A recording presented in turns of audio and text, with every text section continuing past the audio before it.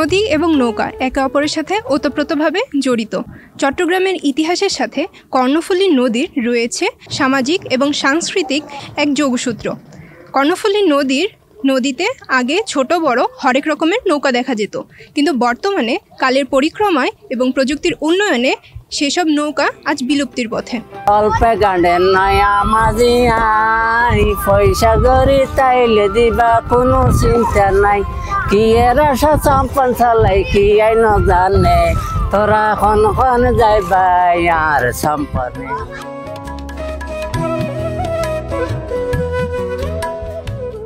এভাবেই গান গাইতে গাইতে বৈঠা বেয়ে একসময় দিনাতিপাত করতেন কর্ণফুলী নদীর মাঝিরা। নৌকা এবং নদীর জল সেই অতীতের সাক্ষী হয়ে আছে। কালের পরিক্রমায় এবং প্রযুক্তির কল্যাণে বিলুপ্ত হয়েছে হরেক রকমের ঐতিহ্যবাহী নৌকা। তবে আমার শুরুর পর থেকে আমি যেগুলা মানে আমার বয়সে যেগুলো স্থাপন আসলে তোমার আপনার হালিশ আছে না, ওই হাট সাম্পান আসলে হালিশ করে তখন এরপর আমাদের ইঞ্জিন নৌকাগুলো উঠছে এর পরবর্তী, তখন আমরা এখানে যাত্রী পারাপার করতাম। তো এক সময় তো আমাদের ঘাট এখানে অনেক জমজমাট ছিল। ডিঙ্গি বজরা হাতে চালিত সাম্পানের জায়গায় এখন চোখে পড়ে ইঞ্জিন চালিত নৌকা।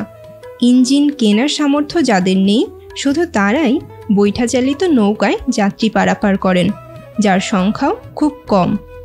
আগের নানা রঙের পালতোলা পরিবেশ বান্ধব নৌকার জায়গায় এসেছে ইঞ্জিনের শব্দযুক্ত নৌকা, যা পরিচালনায় সহজ কিন্তু ঢেকে দিয়েছে নদীর ছলাৎ ছলাৎ কলধ্বনি। নদীমাতৃক এই বাংলাদেশে জালের মতো ছড়িয়ে রয়েছে অসংখ্য নদী খাল। একসময় নদীর বুক চিরে ভেসে বেড়াতো অসংখ্য ছোট বড় নৌকা।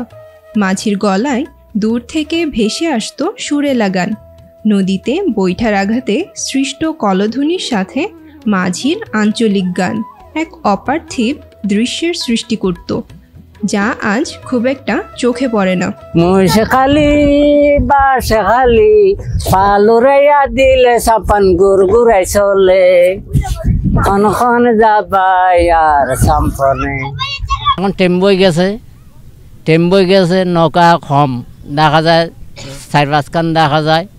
তারা তো আই টেম্বু চালাইব না, আমি এই আচ্ছামান আগের তো আমার অভ্যাস হয়ে গেছে, আমি আচ্ছামান চালাইম। নদীর এবার কেবাল হয়ে যাইতো আর নদীর এবার তো নাচতো এই আচ্ছাম্পন।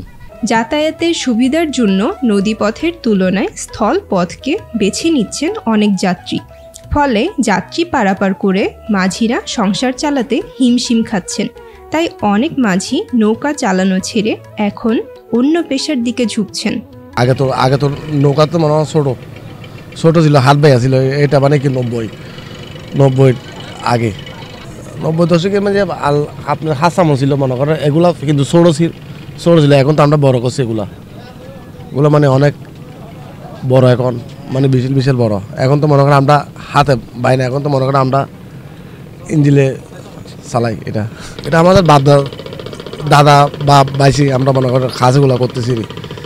আমাদের মনে করেন বাপ দাদা বাইছি, আমার আব্বা বাইছি, আমি ভাই, আমাদের ছেলেরা বাইবে না এগুলা মনে করেন এখন লাস্ট। আগে ছিল হাতের টেলায়, ওরকম টেম্পু জাতি কম ছিল, কষ্ট বেশি। ওটা ইঞ্জিনওয়ালা চালাইতে গেলে 1 লাখ টাকা, 1,20,000 টাকা, 30,000 টাকা লাগে আর কি। চট্টগ্রামের অর্থনীতি, ইতিহাস, সাহিত্য এবং সংস্কৃতির সাথে নদী এবং নৌকার রয়েছে এক গভীর যোগসূত্র। নৌকা সেই সূত্রের প্রাণ। ঐতিহ্যবাহী নৌকাগুলোকে বিলুপ্তির হাত থেকে বাঁচাতে না পারলেও এখনও যেসব নৌকা ভেসে বেড়ায় তা সংরক্ষণ করা আমাদের দায়িত্ব। উজমা হানিফা, বিশেষ প্রতিবেদন, চিটাগং লাইভ।